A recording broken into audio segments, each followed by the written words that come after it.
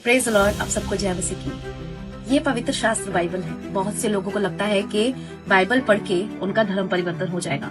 बहुत से लोग ये भी कहते हैं कि बाइबल का परमेश्वर झूठ है और बाइबल में सब कुछ झूठ है। अगर ऐसा ही है तो क्यों जो पहले आदम को श्राप दिए गए वो आज तक हर इंसान फेस कर रहा है?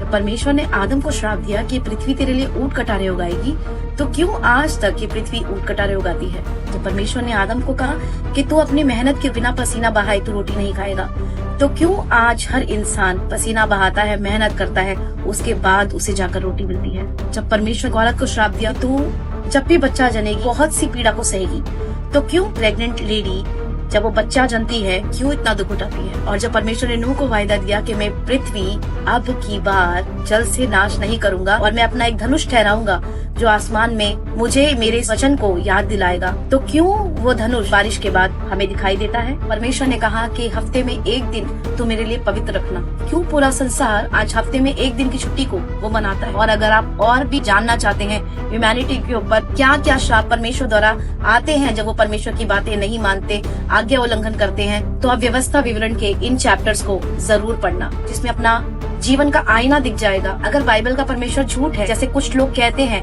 जिनकी बुद्धि शैतान ने घुमाई है, जिनके अंदर कचरा डाला गया है, जिनके पास अपनी बुद्धि नहीं लेकिन किसी और की बुद्धि पर चलते हैं, अगर आप बाइबल के परमेश्वर को जानते ही नहीं, उसको मानते ही नहीं, उसकी बातों को नहीं मानते, और अगर वो आपके लिए झूठा है, तो उसके दिए हुए श्राप आज आप भी क्यों भोग रहे हो? क्योंकि परमेश्वर एक है जो स्वर्ग में विराजमान है, और वो कोई नहीं, परम पिता परमेश्वर स्वर्ग में विराजमान यहोवा है। यहोवा परमेश्वर है, और वही है जिसने पूरी दुनिया को बनाया, पूरे संसार को बनाया। और कोई है जो नहीं चाहता कि आप सच को जाने, क्योंकि जब आप सच को जानेंगे तो सच आपको स्वतंत्र करेगा। परमेश्वर के लोगों, जिस परमेश्वर ने पाप के कारण श्राप दिए, उसी परमेश्वर ने हमारे लिए उद्धार के लिए रास्ता बनाया है, क्योंकि उसका प्यार उसके क्रोध से कहीं ज्यादा बड़ा है।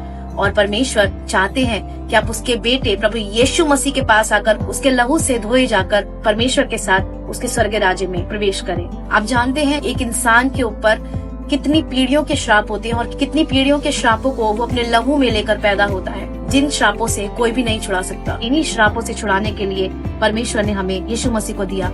जब हम यीशु के नाम से अपने पापों को धोते हैं, जो पीढ़ी पीढ़ी के बंधन हमारे ऊपर पड़े होते हैं वो सब छूट जाते हैं। परमेश्वर आपको आशीष दे और परमेश्वर के सच्चे प्रेम को आप जानने पाए। आप सबको जय मसीह की। God bless you all.